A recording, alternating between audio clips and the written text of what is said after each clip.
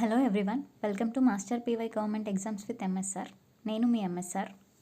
ఇప్పటిదాకా అయితే మనం పుదుచ్చేరి ఎగ్జామినింగ్ అథారిటీ ఇచ్చిన CGL, CHSL, CSL exam notifications చూసాము. అందులో అయితే టోటలీ ఇప్పటిదాకా 12 పోస్ట్స్, సిజిఎల్లో 8 పోస్ట్స్, సిహెచ్ఎస్ఎల్లో 2 పోస్ట్స్, సిఎస్ఎల్లో 2 పోస్ట్స్, టోటల్ 12 పోస్ట్స్కి అయితే ఇప్పుడైతే నోటిఫికేషన్స్ రిలీజ్ చేశారు.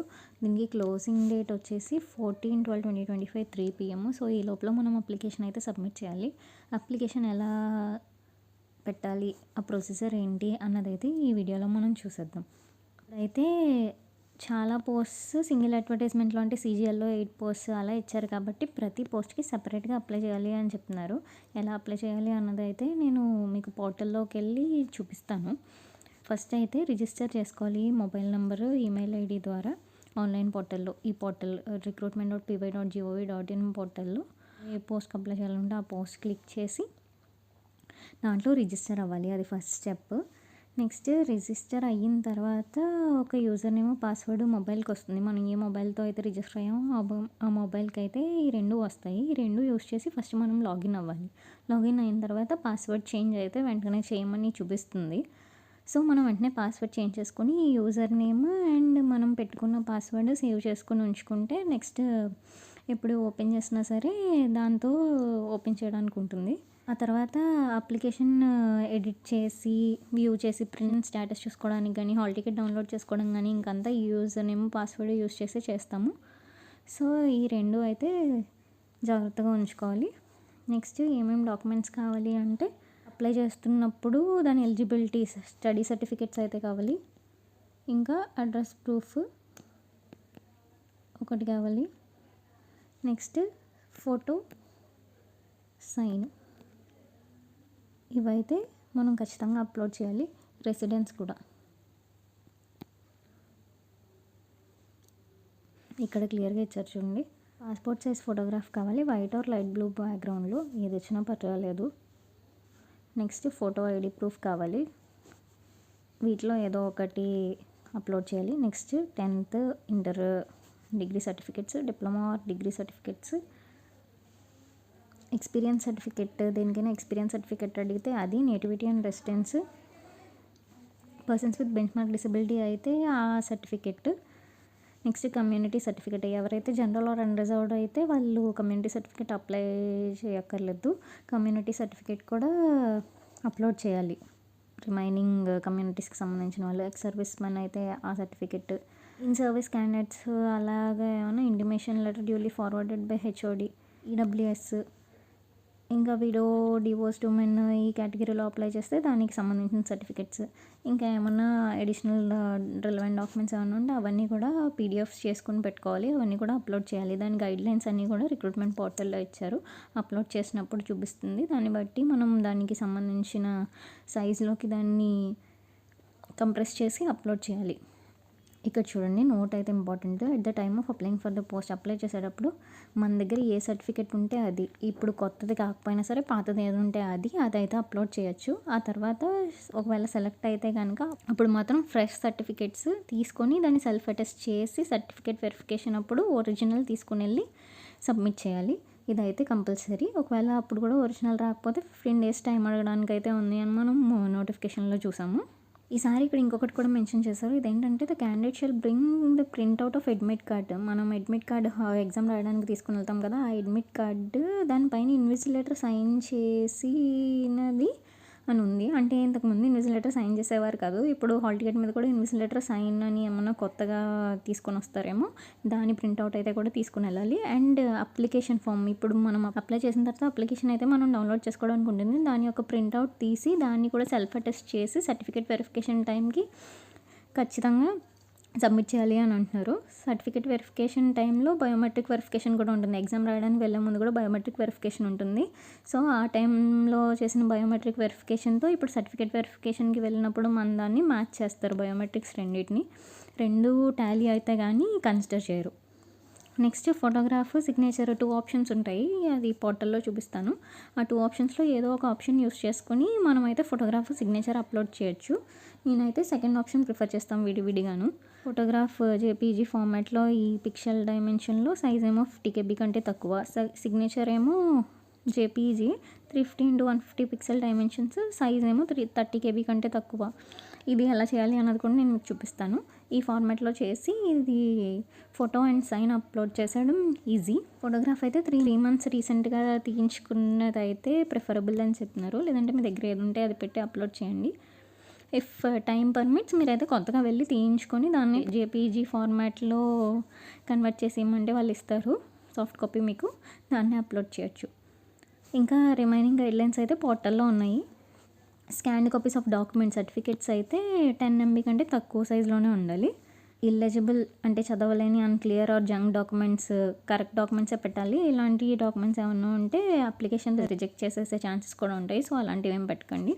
ప్రివ్యూ ఫెసిలిటీ అయితే ఉంటుంది. సో ఎంటర్ చేసిన డీటెయిల్స్ అన్నీ కూడా సబ్మిట్ చేసే ముందే వెరిఫై చేసుకోవడం బెటర్. అన్నీ కరెక్ట్గా వెరిఫై చేసుకున్న తర్వాత సబ్మిట్ బటన్ అయితే ప్రెస్ చేయాలి. సబ్మిట్ చేయకపోతే ప్రివ్యూ స్టేజ్లో ఉండిపోతుంది. అప్లికేషన్ కనుక ప్రివ్యూ స్టేజ్లో ఉండిపోతే మీరు అసలు ఎగ్జామ్కి అప్లై చేసినట్టే కాదు, అది రిజెక్ట్ అయిపోతుంది.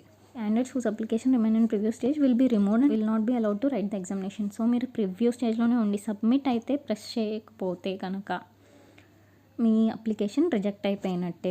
ఇక్కడైతే చూడండి, even after submission of application corrections if any can be done before the closing date. Closing date అంటే December 14, 3 PM. December 14, 3 PM లోపు మీరు ఆల్రెడీ సబ్మిట్ చేసేసినా కూడా ఎన్నిసార్లు అయినా సరే కరెక్షన్స్ చేసుకోవడానికి టైం ఉంది. సో ఫస్ట్ అన్ని డీటెయిల్స్ ఫిల్ చేసి అన్ని డాక్యుమెంట్స్ అప్లోడ్ చేసిన తర్వాత సబ్మిట్ చేసేయండి. సబ్మిట్ చేసిన తర్వాత లాస్ట్లో కూడా ఒకసారి వెరిఫై చేసుకుని ఏమైనా మిస్టేక్స్ ఉంటే కనుక కరెక్ట్ చేసుకోవడానికి అయితే ఛాన్స్ ఇస్తున్నారు. కరెక్ట్ చేసుకున్న తర్వాత సబ్మిట్ చేయండి. మళ్ళీ సబ్మిట్ చేసిన తర్వాత అప్లికేషన్ సబ్మిటెడ్ అని మీకు మెయిల్కి మొబైల్కి కూడా వస్తుంది. ఆ తర్వాత దాన్ని ఒక ప్రింట్అవుట్ అయితే తీయించుకొని ఉంచుకోండి. ఫ్యూచర్ రెఫరెన్స్కి అండ్ సర్టిఫికేట్ వెరిఫికేషన్కి తీసుకెళ్ళడానికి ప్రింట్అవుట్ అయితే ఇంపార్టెంట్. అది చేసిన తర్వాత లాగౌట్ చేసేయండి. చూడండి, ఇక్కడ కూడా చెప్తున్నారు బిఫోర్ ద క్లోజింగ్ డేట్, ముందే సబ్మిట్ చేసేయండి. లాస్ట్ డేట్ దాకా, లాస్ట్ మినిట్ దాకా వెయిట్ చేయకండి. అప్పుడు హెవీ లోడ్ ఉంటే కనుక మీ అప్లికేషన్ సబ్మిట్ అవ్వదు. అది దానికి ఫుల్ రెస్పాన్సిబిలిటీ మీదే. Date of birth change, category change అంటే చాలామంది చూసుకోకుండా ఒక కేటగిరీ బదులు ఇంకో కేటగిరీ పెట్టేసి వాళ్ళ అప్లికేషన్ అంతా అయిపోయిన తర్వాత, లాస్ట్ డేట్ అయిపోయిన తర్వాత చూసుకొని, చాలామంది అయితే రిజల్ట్ వచ్చేసిన తర్వాత వాళ్ళు వేరే కేటగిరీలో వాళ్ళ పేరు చూసుకొని అప్పుడు కానీ తెలుసుకోకుండా ఉంటారు. అలాంటివి ఏమన్నా జరిగినా ఈ రెస్పాన్సిబిలిటీ మందే. అవన్నీ అయితే యాక్సెప్ట్ చేయరు. చాలామంది నాకు తెలిసిన వాళ్ళు అయితే అలా జాబ్ కోల్పోయారు.